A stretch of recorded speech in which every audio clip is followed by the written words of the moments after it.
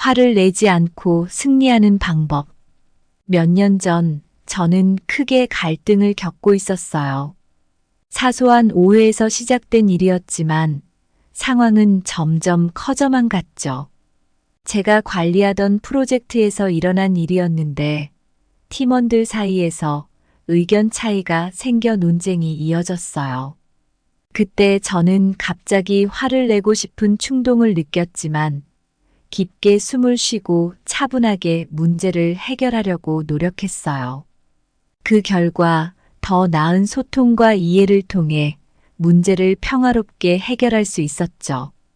이 경험은 저에게 큰 교훈이 되었고, 화를 내지 않고 문제를 해결하는 것이 얼마나 중요한지를 깨닫게 해줬습니다.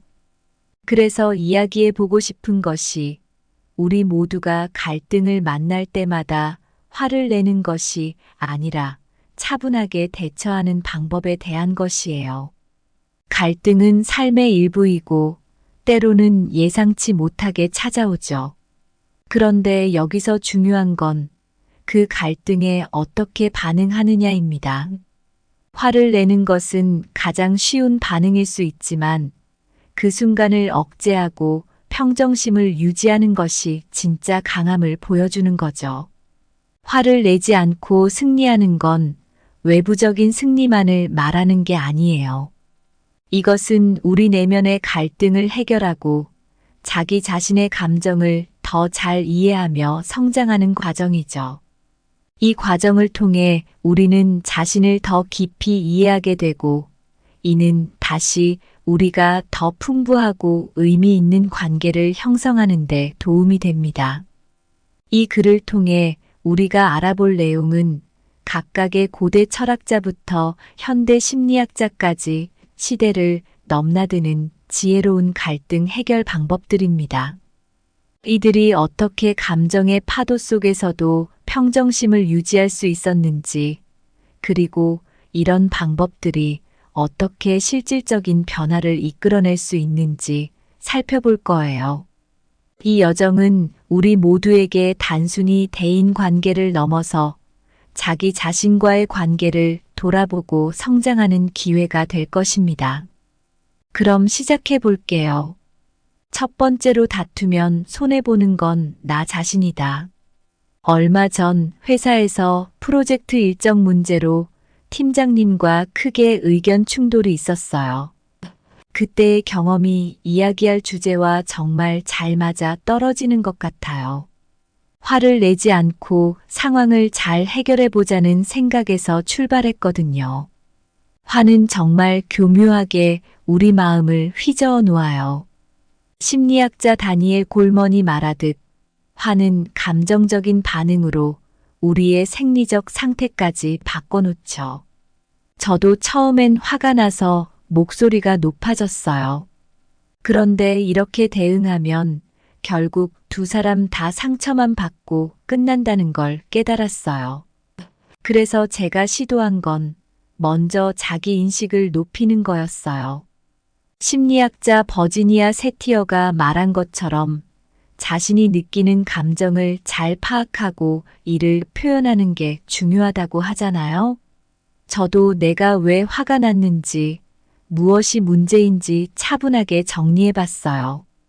그 다음엔 마셜 로젠버그의 비폭력 대화 NVC 방식을 써봤어요. 이건 상대방의 말을 잘 듣고 내 감정과 필요를 솔직하게 전달하면서 서로를 이해하려는 방법이에요. 팀장님께 제가 느끼는 압박감과 일정의 부담을 솔직히 말씀드렸죠. 또 인도 철학에서 나오는 아임사, 즉 비폭력의 원칙을 생각해 봤어요. 모든 생명체에 해를 끼치지 않으려는 태도를 갖는다면 상대방을 더 존중하고 평화롭게 문제를 해결할 수 있으니까요. 팀장님과의 대화에서도 이 원칙을 지키려고 노력했어요. 일상에서 이런 원칙들을 실천하는 건 쉽지 않지만 그날 그렇게 해보니까 신기하게도 상황이 많이 나아지더라고요. 화를 참는 것이 아니라 화를 느끼되 그 감정을 다스리면서 상대방과의 대화를 이어가는 거였어요. 이렇게 저는 큰 갈등을 화를 내지 않고 잘 해결할 수 있었어요. 화를 내면 결국 손해보는 건 자기 자신이라는 사실을 절실히 깨달았죠. 여러분도 비슷한 상황이 생기면 이런 방법들을 한번 써보시는 건 어떨까요? 자기 자신의 감정을 조절하고 상대방과 소통하는 법을 배우면서 말이에요. 두 번째로 원하는 것을 굳이 줄 필요는 없다. 어느 날 저는 슈퍼마켓에서 장을 보다가 한 직원분과 실랑이가 있었어요. 저는 구매한 제품에 문제가 있어 교환을 요청했는데 그분은 점장님이 안 계시니 다음에 오라고 하셨죠. 그 순간 화가 나서 바로 소리를 지를 뻔했어요. 하지만 그때 떠오른 것이 바로 이 감정을 어떻게 관리하느냐가 실제로 우리의 대인 관계에서 얼마나 중요한지에 대한 생각이었어요. 화를 내지 않고 승리하는 방법, 그 중에서도 굳이 상대방이 원하는 대로 해줄 필요가 없다는 걸 알려드리고 싶어요. 이는 결코 상대방을 무시하자는 게 아니라 상황을 더 큰 틀에서 보고 더 나은 해결책을 찾아보자는 거예요. 심리학자 다니엘 골먼은 감정지능에서 자기 자신의 감정을 잘 알고 이를 통제할 줄 알아야 대인 관계에서 좋은 결과를 얻을 수 있다고 말했어요. 제가 그 상황에서 잠시 숨을 고르고 화를 다스린 것처럼 말이죠. 상대방의 요구를 모두 들어줄 필요는 없어요. 중요한 건 어떻게 하면 이 상황에서 두 사람 모두가 만족할 수 있는지를 찾아보는 겁니다. 예를 들어, 인도 철학에서 말하는 중도라는 개념을 생각해 볼 수 있어요. 부처님은 모든 것의 극단을 피하고 균형을 추구하라고 가르치셨죠. 갈등 상황에서도 모든 요구를 들어주기보다는 어떻게 하면 서로의 입장에서 균형을 이룰 수 있을지 고민해 보는 것이 필요해요. 서양 철학에서도 이와 비슷한 생각을 찾아볼 수 있어요. 예를 들어 칸트는 모든 인간은 이성적이고 도덕적인 존재로서 존중받아야 한다고 했어요. 이런 원칙을 갈등 상황에 적용하면 상대방의 과도한 요구에 굴복하지 않으면서도 그들을 존중하는 방식으로 의사소통할 수 있어요. 실생활에서 이런 원칙들을 적용하는 건 쉽지 않지만 한 번씩 상황을 멈추고 생각해보는 연습을 하다 보면 자연스레 나아질 거예요. 감정을 잘 관리하고 상황을 객관적으로 보는 연습을 해보세요. 그러면 확실히 갈등을 효과적으로 해결하는 데 도움이 될 거예요. 세 번째로 차갑게 행동하는 사람이 승리한다. 지난주에 저는 아주 중요한 회의에 참석했어요. 그 회의에서 우리 팀의 프로젝트 방향에 대해 중대한 결정을 내려야 했죠. 하지만 의견이 갈려서 상황이 꽤 긴장됐었어요. 한 팀원이 갑자기 목소리를 높이며 자기 의견을 관철시키려 했고 분위기는 점점 더 험악해졌죠. 그런데 저는 달랐어요. 저는 일부러 차분하게 거의 차갑게까지 행동하며 모두의 의견을 듣고 객관적인 제안을 했어요. 결과적으로 저의 접근 방식이 회의를 진정시키는데 큰 도움이 됐고 결국 합리적인 결론에 도달할 수 있었죠. 이건 사실 화를 내지 않고 감정을 잘 다스리는 게 얼마나 중요한지를 보여주는 예예요. 화를 내고 감정적으로 반응하는 대신 차분하고 차갑게 행동하는 것이 어떤 상황에서는 훨씬 더 효과적일 수 있어요. 심리학자 다니엘 골먼에 따르면 우리가 감정을 잘 다루고 이해할 수 있을 때 대인 관계에서 더 성공적이라고 해요. 차가운 행동이란 바로 이런 감정의 관리에서 나오는 거죠. 이렇게 하면 상황을 더 객관적으로 볼 수 있고 더 합리적인 결정을 내릴 수 있어요. 역사 속에서도 많은 철학자들이 이성과 합리성의 중요성을 강조했어요. 예를 들어 칸트는 이성적인 판단이 얼마나 중요한지 말했죠. 일본의 사무라이들도 무사도라는 철학을 따르며 감정을 억제하고 차분하게 문제를 해결하려 했어요. 이런 태도는 결국 더 차분하고 명확한 판단으로 이어지게 만들죠. 현대 심리학도 이를 뒷받침해요. 감정 조절이 뛰어난 사람들이 스트레스 상황에서 얼마나 잘 대처하는지, 갈등을 어떻게 건설적으로 해결하는지 보여주는 연구 결과가 많거든요. 이런 사람들은 자신의 감정을 잘 관리해서 주변 상황을 더 분명히 인식하고 더 합리적인 결정을 내릴 수 있어요.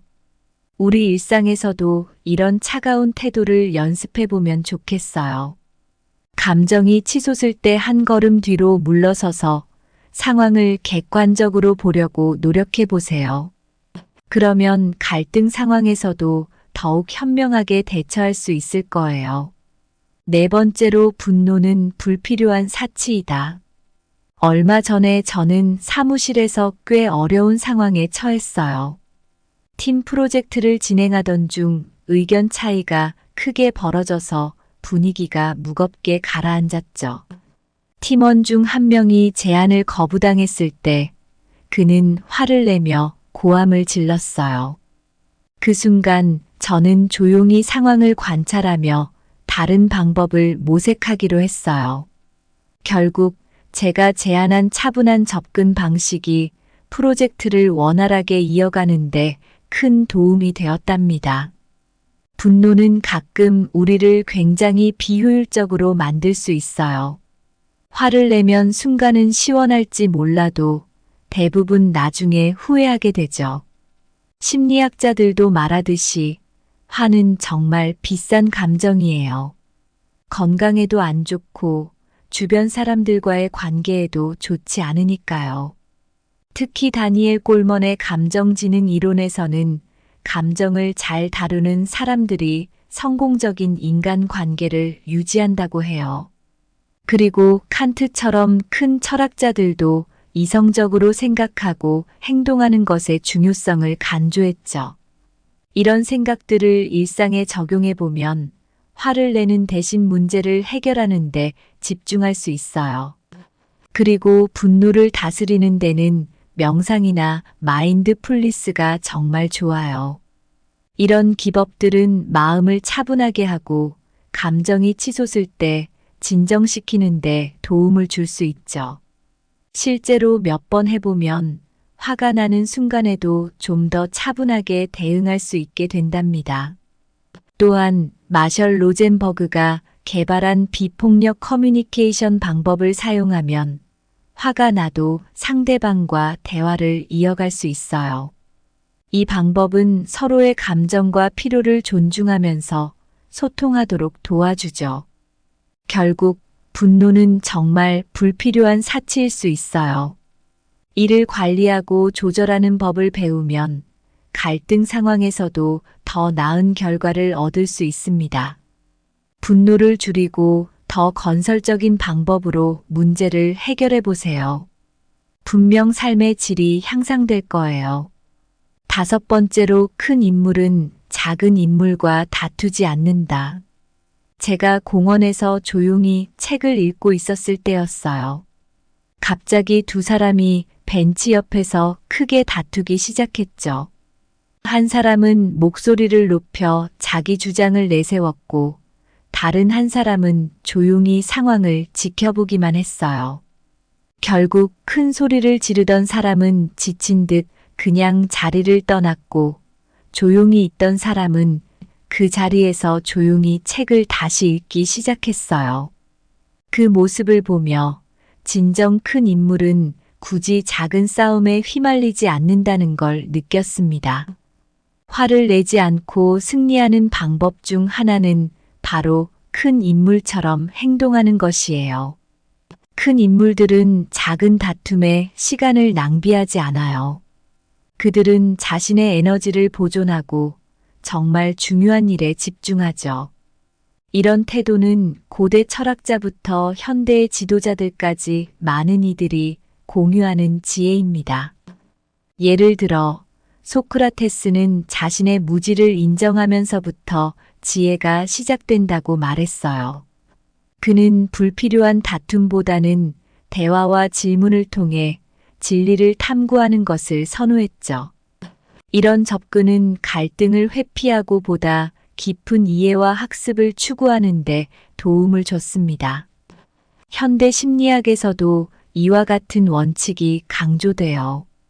다니엘 꼴먼의 감정지능 이론은 우리가 자신의 감정을 어떻게 관리하느냐가 인간 관계에서 얼마나 성공적일지를 결정한다고 말해요.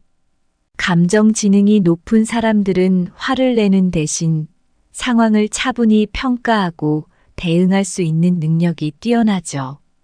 실제로 마하트마 간디처럼 비폭력 저항을 통해 큰 정치적 목표를 달성한 이들도 있어요. 간디는 격렬한 싸움을 피하고 평화롭고 원칙적인 접근을 통해 이상을 추구했죠. 그의 방식은 전 세계 많은 사람들에게 존경과 영감을 줬습니다. 이러한 원칙을 일상생활에 적용하려면 갈등의 본질을 이해하고 감정적으로 반응하기 전에 한 걸음 물러서서 상황을 고찰하는 시간을 가지는 것이 중요해요. 상대방과의 다툼에 휘말리기보다는 큰 그림을 보고 중요한 목표에 집중하는 태도가 진정 큰 인물로서의 행동이랍니다. 이렇게 하면 갈등 상황에서도 더 나은 결과를 얻을 수 있을 거예요. 얼마 전 저는 큰 갈등 상황에 맞닥뜨렸었어요. 회사에서 중요한 프로젝트를 맡게 되었는데 예상치 못한 문제가 생겨서 모두가 스트레스를 받고 있었죠. 그런데 팀원 중 한 명이 갑자기 감정이 격해지면서 크게 화를 내기 시작했어요. 모두가 그 상황에 당황하고 있을 때 저는 잠깐 숨을 고르고 차분하게 상황을 정리하기 시작했습니다. 그리고 나서 우리 모두가 진정할 수 있도록 조용히 상황을 설명하고 해결 방안을 모색했죠.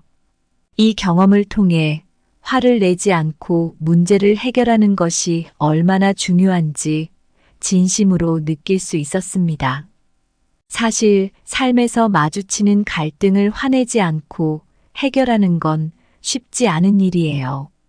하지만 이런 방식으로 문제를 다루면 단순히 상황을 넘어서는 큰 배움과 성장을 경험할 수 있습니다. 갈등 상황에서 감정을 잘 다루는 법을 배우는 것은 우리가 자신을 더 잘 이해하고 더 나은 인간 관계를 만드는데 정말 중요해요. 분노는 때로 우리를 지치게 만들고 심지어 건강까지 해칠 수 있습니다. 심리학자 다니엘 골먼은 감정 지능에 대해 많이 얘기했는데 이는 우리가 자신의 감정을 어떻게 다루느냐가 주변 사람들과 얼마나 좋은 관계를 유지할 수 있는지를 결정한다고 해요. 그리고 갈등을 해결하는 과정에서 평화롭게 대응하는 것이 실제로 더 오래 지속되는 긍정적인 결과를 만들어낸다는 걸 보여주죠. 마하트마 간디처럼 평화롭게 저항하는 방식도 있어요. 그는 폭력 없이도 자신의 목표를 이루는 방법을 보여줬고 그의 접근 방식은 오늘날에도 여전히 많은 사람들에게 영감을 줍니다. 이 모든 것은 매 순간의 선택에서 시작돼요. 갈등 상황에서 어떻게 반응할지 선택하는 것은 우리 자신을 반영하며 어떤 인물이 되고 싶은지를 나타내죠. 화를 내지 않고 승리하는 방법을 실천하면서 우리는 더 큰 인물로 성장할 수 있고 진정한 의미에서 승리를 경험할 수 있습니다. 이 길을 걷는 것은 우리 모두에게 가치 있는 여정이 될 거예요. 이를 통해 더 평화로우며 이해심 많은 세상을 만드는 데 기여할 수 있습니다. 감사합니다. 구독, 좋아요, 알림 설정은 채널을 운영하는데 큰 힘이 됩니다. 오늘도 좋은 하루 되세요. 화를 내지 않고 승리하는 방법. 몇 년 전 저는 크게 갈등을 겪고 있었어요. 사소한 오해에서 시작된 일이었지만 상황은 점점 커져만 갔죠. 제가 관리하던 프로젝트에서 일어난 일이었는데 팀원들 사이에서 의견 차이가 생겨 논쟁이 이어졌어요. 그때 저는 갑자기 화를 내고 싶은 충동을 느꼈지만 깊게 숨을 쉬고 차분하게 문제를 해결하려고 노력했어요. 그 결과 더 나은 소통과 이해를 통해 문제를 평화롭게 해결할 수 있었죠. 이 경험은 저에게 큰 교훈이 되었고, 화를 내지 않고 문제를 해결하는 것이 얼마나 중요한지를 깨닫게 해줬습니다. 그래서 이야기해 보고 싶은 것이 우리 모두가 갈등을 만날 때마다 화를 내는 것이 아니라 차분하게 대처하는 방법에 대한 것이에요. 갈등은 삶의 일부이고 때로는 예상치 못하게 찾아오죠. 그런데 여기서 중요한 건 그 갈등에 어떻게 반응하느냐입니다. 화를 내는 것은 가장 쉬운 반응일 수 있지만 그 순간을 억제하고 평정심을 유지하는 것이 진짜 강함을 보여주는 거죠. 화를 내지 않고 승리하는 건 외부적인 승리만을 말하는 게 아니에요. 이것은 우리 내면의 갈등을 해결하고 자기 자신의 감정을 더 잘 이해하며 성장하는 과정이죠. 이 과정을 통해 우리는 자신을 더 깊이 이해하게 되고, 이는 다시 우리가 더 풍부하고 의미 있는 관계를 형성하는 데 도움이 됩니다. 이 글을 통해 우리가 알아볼 내용은 각각의 고대 철학자부터 현대 심리학자까지 시대를 넘나드는 지혜로운 갈등 해결 방법들입니다. 이들이 어떻게 감정의 파도 속에서도 평정심을 유지할 수 있었는지, 그리고 이런 방법들이 어떻게 실질적인 변화를 이끌어낼 수 있는지 살펴볼 거예요. 이 여정은 우리 모두에게 단순히 대인 관계를 넘어서 자기 자신과의 관계를 돌아보고 성장하는 기회가 될 것입니다. 그럼 시작해 볼게요. 첫 번째로, 다투면 손해보는 건 나 자신이다. 얼마 전 회사에서 프로젝트 일정 문제로 팀장님과 크게 의견 충돌이 있었어요. 그때의 경험이 이야기할 주제와 정말 잘 맞아 떨어지는 것 같아요. 화를 내지 않고 상황을 잘 해결해 보자는 생각에서 출발했거든요. 화는 정말 교묘하게 우리 마음을 휘저어 놓아요. 심리학자 다니엘 골먼이 말하듯 화는 감정적인 반응으로 우리의 생리적 상태까지 바꿔놓죠. 저도 처음엔 화가 나서 목소리가 높아졌어요. 그런데 이렇게 대응하면 결국 두 사람 다 상처만 받고 끝난다는 걸 깨달았어요. 그래서 제가 시도한 건 먼저 자기 인식을 높이는 거였어요. 심리학자 버지니아 세티어가 말한 것처럼 자신이 느끼는 감정을 잘 파악하고 이를 표현하는 게 중요하다고 하잖아요. 저도 내가 왜 화가 났는지, 무엇이 문제인지 차분하게 정리해 봤어요. 그 다음엔 마셜 로젠버그의 비폭력 대화 NVC 방식을 써봤어요. 이건 상대방의 말을 잘 듣고 내 감정과 필요를 솔직하게 전달하면서 서로를 이해하려는 방법이에요. 팀장님께 제가 느끼는 압박감과 일정의 부담을 솔직히 말씀드렸죠. 또 인도 철학에서 나오는 아임사, 즉 비폭력의 원칙을 생각해 봤어요. 모든 생명체에 해를 끼치지 않으려는 태도를 갖는다면 상대방을 더 존중하고 평화롭게 문제를 해결할 수 있으니까요. 팀장님과의 대화에서도 이 원칙을 지키려고 노력했어요. 일상에서 이런 원칙들을 실천하는 건 쉽지 않지만 그날 그렇게 해보니까 신기하게도 상황이 많이 나아지더라고요. 화를 참는 것이 아니라 화를 느끼되 그 감정을 다스리면서 상대방과의 대화를 이어가는 거였어요. 이렇게 저는 큰 갈등을 화를 내지 않고 잘 해결할 수 있었어요. 화를 내면 결국 손해보는 건 자기 자신이라는 사실을 절실히 깨달았죠. 여러분도 비슷한 상황이 생기면 이런 방법들을 한번 써보시는 건 어떨까요?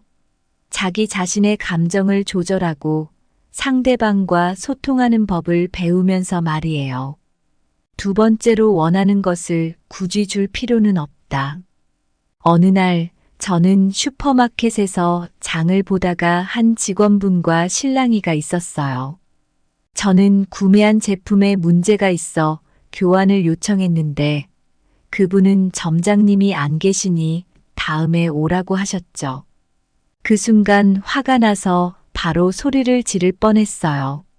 하지만 그때 떠오른 것이 바로 이 감정을 어떻게 관리하느냐가 실제로 우리의 대인 관계에서 얼마나 중요한지에 대한 생각이었어요.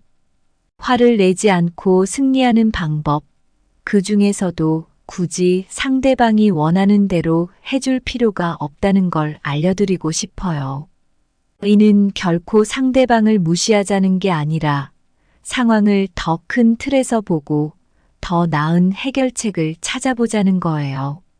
심리학자 다니엘 골먼은 감정지능에서 자기 자신의 감정을 잘 알고 이를 통제할 줄 알아야 대인 관계에서 좋은 결과를 얻을 수 있다고 말했어요. 제가 그 상황에서 잠시 숨을 고르고 화를 다스린 것처럼 말이죠. 상대방의 요구를 모두 들어줄 필요는 없어요. 중요한 건 어떻게 하면 이 상황에서 두 사람 모두가 만족할 수 있는지를 찾아보는 겁니다. 예를 들어, 인도 철학에서 말하는 중도라는 개념을 생각해 볼 수 있어요. 부처님은 모든 것의 극단을 피하고 균형을 추구하라고 가르치셨죠. 갈등 상황에서도 모든 요구를 들어주기보다는 어떻게 하면 서로의 입장에서 균형을 이룰 수 있을지 고민해 보는 것이 필요해요. 서양 철학에서도 이와 비슷한 생각을 찾아볼 수 있어요. 예를 들어 칸트는 모든 인간은 이성적이고 도덕적인 존재로서 존중받아야 한다고 했어요. 이런 원칙을 갈등 상황에 적용하면 상대방의 과도한 요구에 굴복하지 않으면서도 그들을 존중하는 방식으로 의사소통할 수 있어요. 실생활에서 이런 원칙들을 적용하는 건 쉽지 않지만 한 번씩 상황을 멈추고 생각해 보는 연습을 하다 보면 자연스레 나아질 거예요. 감정을 잘 관리하고 상황을 객관적으로 보는 연습을 해보세요. 그러면 확실히 갈등을 효과적으로 해결하는데 도움이 될 거예요. 세 번째로 차갑게 행동하는 사람이 승리한다. 지난주에 저는 아주 중요한 회의에 참석했어요. 그 회의에서 우리 팀의 프로젝트 방향에 대해 중대한 결정을 내려야 했죠. 하지만 의견이 갈려서 상황이 꽤 긴장됐었어요.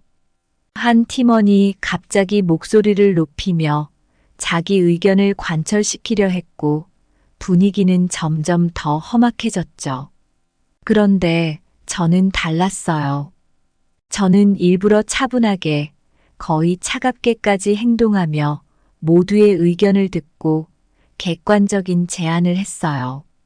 결과적으로 저의 접근 방식이 회의를 진정시키는데 큰 도움이 됐고 결국 합리적인 결론에 도달할 수 있었죠.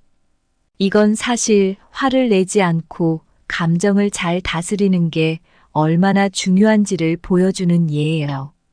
화를 내고 감정적으로 반응하는 대신 차분하고 차갑게 행동하는 것이 어떤 상황에서는 훨씬 더 효과적일 수 있어요. 심리학자 다니엘 골먼에 따르면 우리가 감정을 잘 다루고 이해할 수 있을 때 대인 관계에서 더 성공적이라고 해요. 차가운 행동이란 바로 이런 감정의 관리에서 나오는 거죠. 이렇게 하면 상황을 더 객관적으로 볼 수 있고 더 합리적인 결정을 내릴 수 있어요. 역사 속에서도 많은 철학자들이 이성과 합리성의 중요성을 강조했어요. 예를 들어 칸트는 이성적인 판단이 얼마나 중요한지 말했죠. 일본의 사무라이들도 무사도라는 철학을 따르며 감정을 억제하고 차분하게 문제를 해결하려 했어요. 이런 태도는 결국 더 차분하고 명확한 판단으로 이어지게 만들죠. 현대 심리학도 이를 뒷받침해요. 감정 조절이 뛰어난 사람들이 스트레스 상황에서 얼마나 잘 대처하는지, 갈등을 어떻게 건설적으로 해결하는지 보여주는 연구 결과가 많거든요. 이런 사람들은 자신의 감정을 잘 관리해서 주변 상황을 더 분명히 인식하고 더 합리적인 결정을 내릴 수 있어요. 우리 일상에서도 이런 차가운 태도를 연습해 보면 좋겠어요. 감정이 치솟을 때 한 걸음 뒤로 물러서서 상황을 객관적으로 보려고 노력해 보세요. 그러면 갈등 상황에서도 더욱 현명하게 대처할 수 있을 거예요. 네 번째로, 분노는 불필요한 사치이다. 얼마 전에 저는 사무실에서 꽤 어려운 상황에 처했어요. 팀 프로젝트를 진행하던 중 의견 차이가 크게 벌어져서 분위기가 무겁게 가라앉았죠. 팀원 중 한 명이 제안을 거부당했을 때 그는 화를 내며 고함을 질렀어요. 그 순간 저는 조용히 상황을 관찰하며 다른 방법을 모색하기로 했어요. 결국 제가 제안한 차분한 접근 방식이 프로젝트를 원활하게 이어가는데 큰 도움이 되었답니다. 분노는 가끔 우리를 굉장히 비효율적으로 만들 수 있어요. 화를 내면 순간은 시원할지 몰라도 대부분 나중에 후회하게 되죠. 심리학자들도 말하듯이 화는 정말 비싼 감정이에요. 건강에도 안 좋고 주변 사람들과의 관계에도 좋지 않으니까요. 특히 다니엘 꼴먼의 감정지능 이론에서는 감정을 잘 다루는 사람들이 성공적인 인간관계를 유지한다고 해요. 그리고 칸트처럼 큰 철학자들도 이성적으로 생각하고 행동하는 것의 중요성을 강조했죠. 이런 생각들을 일상에 적용해 보면 화를 내는 대신 문제를 해결하는 데 집중할 수 있어요. 그리고 분노를 다스리는 데는 명상이나 마인드풀니스가 정말 좋아요. 이런 기법들은 마음을 차분하게 하고 감정이 치솟을 때 진정시키는데 도움을 줄 수 있죠.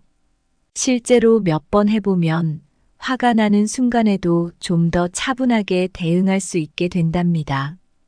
또한 마셜 로젠버그가 개발한 비폭력 커뮤니케이션 방법을 사용하면 화가 나도 상대방과 대화를 이어갈 수 있어요.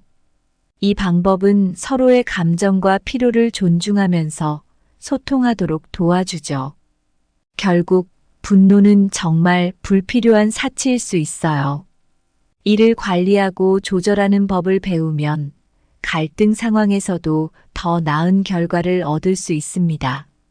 분노를 줄이고 더 건설적인 방법으로 문제를 해결해 보세요. 분명 삶의 질이 향상될 거예요.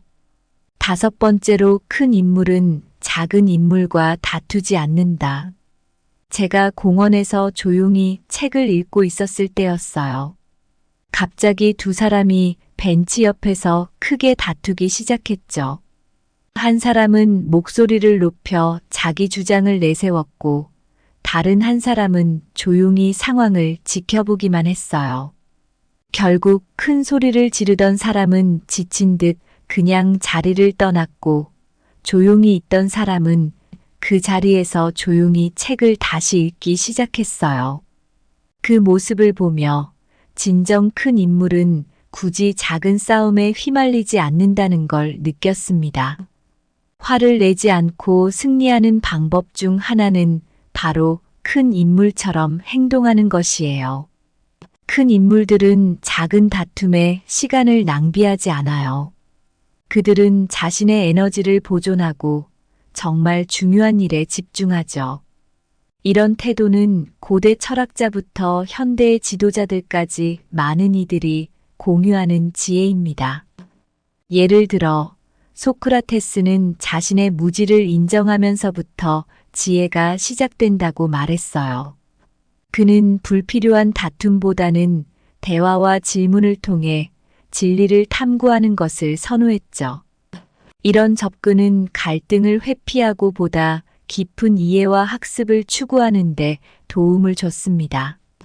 현대 심리학에서도 이와 같은 원칙이 강조돼요.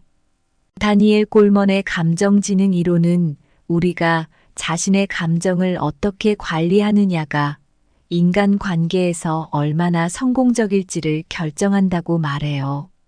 감정 지능이 높은 사람들은 화를 내는 대신 상황을 차분히 평가하고 대응할 수 있는 능력이 뛰어나죠. 실제로 마하트마 간디처럼 비폭력 저항을 통해 큰 정치적 목표를 달성한 이들도 있어요. 간디는 격렬한 싸움을 피하고 평화롭고 원칙적인 접근을 통해 이상을 추구했죠. 그의 방식은 전 세계 많은 사람들에게 존경과 영감을 줬습니다. 이러한 원칙을 일상생활에 적용하려면 갈등의 본질을 이해하고 감정적으로 반응하기 전에 한 걸음 물러서서 상황을 고찰하는 시간을 가지는 것이 중요해요. 상대방과의 다툼에 휘말리기보다는 큰 그림을 보고 중요한 목표에 집중하는 태도가 진정 큰 인물로서의 행동이랍니다. 이렇게 하면 갈등 상황에서도 더 나은 결과를 얻을 수 있을 거예요. 얼마 전 저는 큰 갈등 상황에 맞닥뜨렸었어요. 회사에서 중요한 프로젝트를 맡게 되었는데 예상치 못한 문제가 생겨서 모두가 스트레스를 받고 있었죠. 그런데 팀원 중 한 명이 갑자기 감정이 격해지면서 크게 화를 내기 시작했어요. 모두가 그 상황에 당황하고 있을 때 저는 잠깐 숨을 고르고 차분하게 상황을 정리하기 시작했습니다. 그리고 나서 우리 모두가 진정할 수 있도록 조용히 상황을 설명하고 해결 방안을 모색했죠. 이 경험을 통해 화를 내지 않고 문제를 해결하는 것이 얼마나 중요한지 진심으로 느낄 수 있었습니다. 사실 삶에서 마주치는 갈등을 화내지 않고 해결하는 건 쉽지 않은 일이에요. 하지만 이런 방식으로 문제를 다루면 단순히 상황을 넘어서는 큰 배움과 성장을 경험할 수 있습니다. 갈등 상황에서 감정을 잘 다루는 법을 배우는 것은 우리가 자신을 더 잘 이해하고 더 나은 인간 관계를 만드는데 정말 중요해요. 분노는 때로 우리를 지치게 만들고 심지어 건강까지 해칠 수 있습니다. 심리학자 다니엘 골먼은 감정 지능에 대해 많이 얘기했는데 이는 우리가 자신의 감정을 어떻게 다루느냐가 주변 사람들과 얼마나 좋은 관계를 유지할 수 있는지를 결정한다고 해요. 그리고 갈등을 해결하는 과정에서 평화롭게 대응하는 것이 실제로 더 오래 지속되는 긍정적인 결과를 만들어낸다는 걸 보여주죠. 마하트마 간디처럼 평화롭게 저항하는 방식도 있어요. 그는 폭력 없이도 자신의 목표를 이루는 방법을 보여줬고 그의 접근 방식은 오늘날에도 여전히 많은 사람들에게 영감을 줍니다. 이 모든 것은 매 순간의 선택에서 시작돼요. 갈등 상황에서 어떻게 반응할지 선택하는 것은 우리 자신을 반영하며 어떤 인물이 되고 싶은지를 나타내죠. 화를 내지 않고 승리하는 방법을 실천하면서 우리는 더 큰 인물로 성장할 수 있고 진정한 의미에서 승리를 경험할 수 있습니다. 이 길을 걷는 것은 우리 모두에게 가치 있는 여정이 될 거예요. 이를 통해 더 평화로우며 이해심 많은 세상을 만드는데 기여할 수 있습니다. 감사합니다. 구독, 좋아요, 알림 설정은 채널을 운영하는데 큰 힘이 됩니다. 오늘도 좋은 하루 되세요. 화를 내지 않고 승리하는 방법. 몇 년 전 저는 크게 갈등을 겪고 있었어요. 사소한 오해에서 시작된 일이었지만 상황은 점점 커져만 갔죠. 제가 관리하던 프로젝트에서 일어난 일이었는데 팀원들 사이에서 의견 차이가 생겨 논쟁이 이어졌어요. 그때 저는 갑자기 화를 내고 싶은 충동을 느꼈지만 깊게 숨을 쉬고 차분하게 문제를 해결하려고 노력했어요. 그 결과 더 나은 소통과 이해를 통해 문제를 평화롭게 해결할 수 있었죠. 이 경험은 저에게 큰 교훈이 되었고, 화를 내지 않고 문제를 해결하는 것이 얼마나 중요한지를 깨닫게 해줬습니다. 그래서 이야기해 보고 싶은 것이 우리 모두가 갈등을 만날 때마다 화를 내는 것이 아니라 차분하게 대처하는 방법에 대한 것이에요. 갈등은 삶의 일부이고 때로는 예상치 못하게 찾아오죠. 그런데 여기서 중요한 건 그 갈등에 어떻게 반응하느냐입니다. 화를 내는 것은 가장 쉬운 반응일 수 있지만 그 순간을 억제하고 평정심을 유지하는 것이 진짜 강함을 보여주는 거죠. 화를 내지 않고 승리하는 건 외부적인 승리만을 말하는 게 아니에요. 이것은 우리 내면의 갈등을 해결하고 자기 자신의 감정을 더 잘 이해하며 성장하는 과정이죠.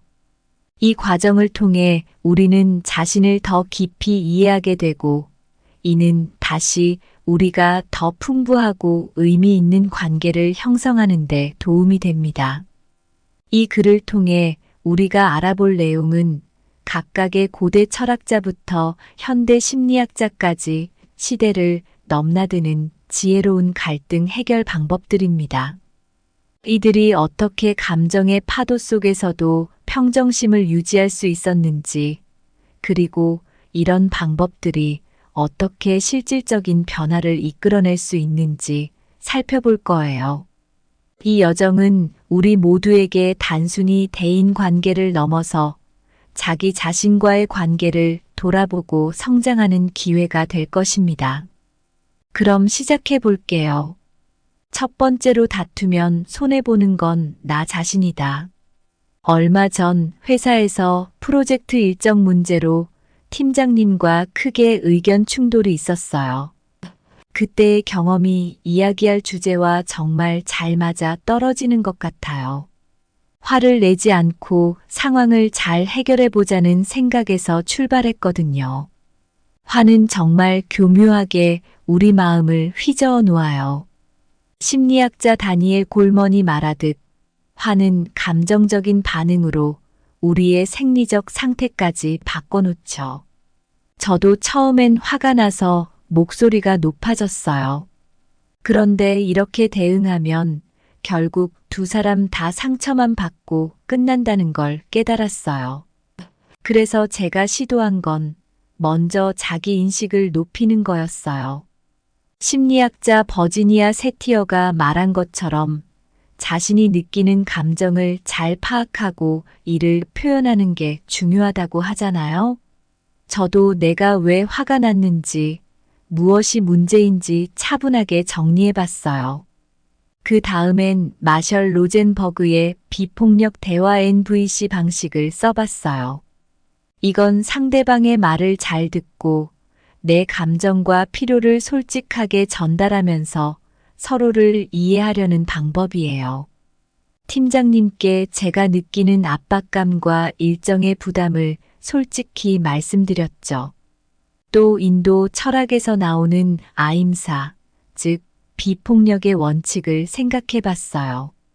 모든 생명체에 해를 끼치지 않으려는 태도를 갖는다면 상대방을 더 존중하고 평화롭게 문제를 해결할 수 있으니까요. 팀장님과의 대화에서도 이 원칙을 지키려고 노력했어요. 일상에서 이런 원칙들을 실천하는 건 쉽지 않지만 그날 그렇게 해보니까 신기하게도 상황이 많이 나아지더라고요. 화를 참는 것이 아니라 화를 느끼되 그 감정을 다스리면서 상대방과의 대화를 이어가는 거였어요. 이렇게 저는 큰 갈등을 화를 내지 않고 잘 해결할 수 있었어요. 화를 내면 결국 손해보는 건 자기 자신이라는 사실을 절실히 깨달았죠. 여러분도 비슷한 상황이 생기면 이런 방법들을 한번 써보시는 건 어떨까요? 자기 자신의 감정을 조절하고 상대방과 소통하는 법을 배우면서 말이에요. 두 번째로 원하는 것을 굳이 줄 필요는 없다. 어느 날 저는 슈퍼마켓에서 장을 보다가 한 직원분과 실랑이가 있었어요. 저는 구매한 제품에 문제가 있어 교환을 요청했는데 그분은 점장님이 안 계시니 다음에 오라고 하셨죠. 그 순간 화가 나서 바로 소리를 지를 뻔했어요. 하지만 그때 떠오른 것이 바로 이 감정을 어떻게 관리하느냐가 실제로 우리의 대인 관계에서 얼마나 중요한지에 대한 생각이었어요. 화를 내지 않고 승리하는 방법, 그 중에서도 굳이 상대방이 원하는 대로 해줄 필요가 없다는 걸 알려드리고 싶어요. 이는 결코 상대방을 무시하자는 게 아니라 상황을 더 큰 틀에서 보고 더 나은 해결책을 찾아보자는 거예요. 심리학자 다니엘 골먼은 감정지능에서 자기 자신의 감정을 잘 알고 이를 통제할 줄 알아야 대인 관계에서 좋은 결과를 얻을 수 있다고 말했어요. 제가 그 상황에서 잠시 숨을 고르고 화를 다스린 것처럼 말이죠. 상대방의 요구를 모두 들어줄 필요는 없어요. 중요한 건 어떻게 하면 이 상황에서 두 사람 모두가 만족할 수 있는지를 찾아보는 겁니다. 예를 들어, 인도 철학에서 말하는 중도라는 개념을 생각해 볼 수 있어요. 부처님은 모든 것의 극단을 피하고 균형을 추구하라고 가르치셨죠. 갈등 상황에서도 모든 요구를 들어주기보다는 어떻게 하면 서로의 입장에서 균형을 이룰 수 있을지 고민해 보는 것이 필요해요. 서양 철학에서도 이와 비슷한 생각을 찾아볼 수 있어요. 예를 들어 칸트는 모든 인간은 이성적이고 도덕적인 존재로서 존중받아야 한다고 했어요. 이런 원칙을 갈등 상황에 적용하면 상대방의 과도한 요구에 굴복하지 않으면서도 그들을 존중하는 방식으로 의사소통할 수 있어요. 실생활에서 이런 원칙들을 적용하는 건 쉽지 않지만 한 번씩 상황을 멈추고 생각해 보는 연습을 하다 보면 자연스레 나아질 거예요. 감정을 잘 관리하고 상황을 객관적으로 보는 연습을 해보세요. 그러면 확실히 갈등을 효과적으로 해결하는 데 도움이 될 거예요. 세 번째로 차갑게 행동하는 사람이 승리한다. 지난주에 저는 아주 중요한 회의에 참석했어요. 그 회의에서 우리 팀의 프로젝트 방향에 대해 중대한 결정을 내려야 했죠. 하지만 의견이 갈려서 상황이 꽤 긴장됐었어요. 한 팀원이 갑자기 목소리를 높이며 자기 의견을 관철시키려 했고 분위기는 점점 더 험악해졌죠. 그런데 저는 달랐어요. 저는 일부러 차분하게 거의 차갑게까지 행동하며 모두의 의견을 듣고 객관적인 제안을 했어요. 결과적으로 저의 접근 방식이 회의를 진정시키는데 큰 도움이 됐고 결국 합리적인 결론에 도달할 수 있었죠. 이건 사실 화를 내지 않고 감정을 잘 다스리는 게 얼마나 중요한지를 보여주는 예예요. 화를 내고 감정적으로 반응하는 대신 차분하고 차갑게 행동하는 것이 어떤 상황에서는 훨씬 더 효과적일 수 있어요. 심리학자 다니엘 골먼에 따르면 우리가 감정을 잘 다루고 이해할 수 있을 때 대인 관계에서 더 성공적이라고 해요. 차가운 행동이란 바로 이런 감정의 관리에서 나오는 거죠. 이렇게 하면 상황을 더 객관적으로 볼 수 있고 더 합리적인 결정을 내릴 수 있어요. 역사 속에서도 많은 철학자들이 이성과 합리성의 중요성을 강조했어요. 예를 들어 칸트는 이성적인 판단이 얼마나 중요한지 말했죠. 일본의 사무라이들도 무사도라는 철학을 따르며 감정을 억제하고 차분하게 문제를 해결하려 했어요. 이런 태도는 결국 더 차분하고 명확한 판단으로 이어지게 만들죠. 현대 심리학도 이를 뒷받침해요. 감정 조절이 뛰어난 사람들이 스트레스 상황에서 얼마나 잘 대처하는지, 갈등을 어떻게 건설적으로 해결하는지 보여주는 연구 결과가 많거든요. 이런 사람들은 자신의 감정을 잘 관리해서 주변 상황을 더 분명히 인식하고 더 합리적인 결정을 내릴 수 있어요. 우리 일상에서도 이런 차가운 태도를 연습해 보면 좋겠어요. 감정이 치솟을 때 한 걸음 뒤로 물러서서 상황을 객관적으로 보려고 노력해 보세요. 그러면 갈등 상황에서도 더욱 현명하게 대처할 수 있을 거예요. 네 번째로, 분노는 불필요한 사치이다. 얼마 전에 저는 사무실에서 꽤 어려운 상황에 처했어요. 팀 프로젝트를 진행하던 중 의견 차이가 크게 벌어져서 분위기가 무겁게 가라앉았죠. 팀원 중 한 명이 제안을 거부당했을 때 그는 화를 내며 고함을 질렀어요. 그 순간 저는 조용히 상황을 관찰하며 다른 방법을 모색하기로 했어요. 결국 제가 제안한 차분한 접근 방식이 프로젝트를 원활하게 이어가는데 큰 도움이 되었답니다. 분노는 가끔 우리를 굉장히 비효율적으로 만들 수 있어요. 화를 내면 순간은 시원할지 몰라도 대부분 나중에 후회하게 되죠. 심리학자들도 말하듯이 화는 정말 비싼 감정이에요. 건강에도 안 좋고 주변 사람들과의 관계에도 좋지 않으니까요. 특히 다니엘 골먼의 감정지능 이론에서는 감정을 잘 다루는 사람들이 성공적인 인간관계를 유지한다고 해요. 그리고 칸트처럼 큰 철학자들도 이성적으로 생각하고 행동하는 것의 중요성을 강조했죠. 이런 생각들을 일상에 적용해 보면 화를 내는 대신 문제를 해결하는 데 집중할 수 있어요. 그리고 분노를 다스리는 데는 명상이나 마인드풀니스가 정말 좋아요. 이런 기법들은 마음을 차분하게 하고 감정이 치솟을 때 진정시키는데 도움을 줄 수 있죠. 실제로 몇 번 해보면 화가 나는 순간에도 좀 더 차분하게 대응할 수 있게 된답니다. 또한 마셜 로젠버그가 개발한 비폭력 커뮤니케이션 방법을 사용하면 화가 나도 상대방과 대화를 이어갈 수 있어요. 이 방법은 서로의 감정과 필요를 존중하면서 소통하도록 도와주죠. 결국 분노는 정말 불필요한 사치일 수 있어요. 이를 관리하고 조절하는 법을 배우면 갈등 상황에서도 더 나은 결과를 얻을 수 있습니다. 분노를 줄이고 더 건설적인 방법으로 문제를 해결해 보세요. 분명 삶의 질이 향상될 거예요. 다섯 번째로, 큰 인물은 작은 인물과 다투지 않는다. 제가 공원에서 조용히 책을 읽고 있었을 때였어요. 갑자기 두 사람이 벤치 옆에서 크게 다투기 시작했죠. 한 사람은 목소리를 높여 자기 주장을 내세웠고, 다른 한 사람은 조용히 상황을 지켜보기만 했어요.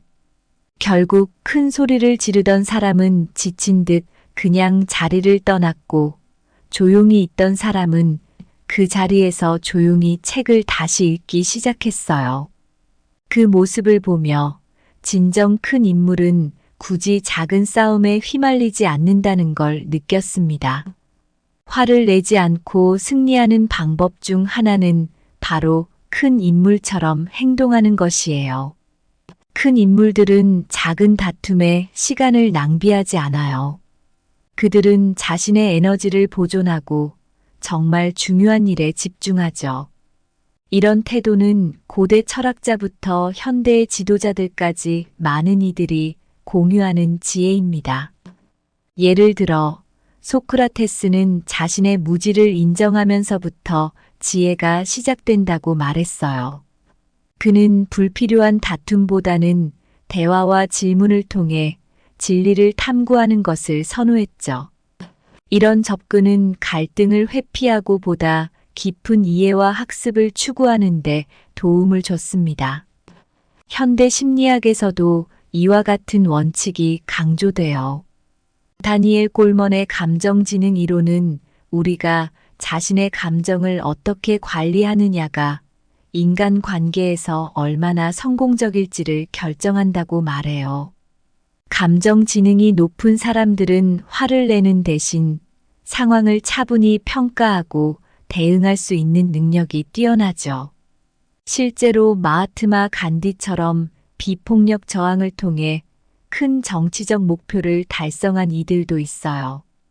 간디는 격렬한 싸움을 피하고 평화롭고 원칙적인 접근을 통해 이상을 추구했죠. 그의 방식은 전 세계 많은 사람들에게 존경과 영감을 줬습니다. 이러한 원칙을 일상생활에 적용하려면 갈등의 본질을 이해하고 감정적으로 반응하기 전에 한 걸음 물러서서 상황을 고찰하는 시간을 가지는 것이 중요해요. 상대방과의 다툼에 휘말리기보다는 큰 그림을 보고 중요한 목표에 집중하는 태도가 진정 큰 인물로서의 행동이랍니다. 이렇게 하면 갈등 상황에서도 더 나은 결과를 얻을 수 있을 거예요. 얼마 전 저는 큰 갈등 상황에 맞닥뜨렸었어요. 회사에서 중요한 프로젝트를 맡게 되었는데 예상치 못한 문제가 생겨서 모두가 스트레스를 받고 있었죠. 그런데 팀원 중 한 명이 갑자기 감정이 격해지면서 크게 화를 내기 시작했어요. 모두가 그 상황에 당황하고 있을 때 저는 잠깐 숨을 고르고 차분하게 상황을 정리하기 시작했습니다. 그리고 나서 우리 모두가 진정할 수 있도록 조용히 상황을 설명하고 해결 방안을 모색했죠. 이 경험을 통해 화를 내지 않고 문제를 해결하는 것이 얼마나 중요한지 진심으로 느낄 수 있었습니다. 사실 삶에서 마주치는 갈등을 화내지 않고 해결하는 건 쉽지 않은 일이에요. 하지만 이런 방식으로 문제를 다루면 단순히 상황을 넘어서는 큰 배움과 성장을 경험할 수 있습니다. 갈등 상황에서 감정을 잘 다루는 법을 배우는 것은 우리가 자신을 더 잘 이해하고 더 나은 인간 관계를 만드는데 정말 중요해요. 분노는 때로 우리를 지치게 만들고 심지어 건강까지 해칠 수 있습니다. 심리학자 다니엘 골먼은 감정 지능에 대해 많이 얘기했는데 이는 우리가 자신의 감정을 어떻게 다루느냐가 주변 사람들과 얼마나 좋은 관계를 유지할 수 있는지를 결정한다고 해요. 그리고 갈등을 해결하는 과정에서 평화롭게 대응하는 것이 실제로 더 오래 지속되는 긍정적인 결과를 만들어낸다는 걸 보여주죠. 마하트마 간디처럼 평화롭게 저항하는 방식도 있어요. 그는 폭력 없이도 자신의 목표를 이루는 방법을 보여줬고 그의 접근 방식은 오늘날에도 여전히 많은 사람들에게 영감을 줍니다. 이 모든 것은 매 순간의 선택에서 시작돼요. 갈등 상황에서 어떻게 반응할지 선택하는 것은 우리 자신을 반영하며 어떤 인물이 되고 싶은지를 나타내죠. 화를 내지 않고 승리하는 방법을 실천하면서 우리는 더 큰 인물로 성장할 수 있고 진정한 의미에서 승리를 경험할 수 있습니다. 이 길을 걷는 것은 우리 모두에게 가치 있는 여정이 될 거예요. 이를 통해 더 평화로우며 이해심 많은 세상을 만드는데 기여할 수 있습니다. 감사합니다. 구독, 좋아요, 알림 설정은 채널을 운영하는 데 큰 힘이 됩니다. 오늘도 좋은 하루 되세요.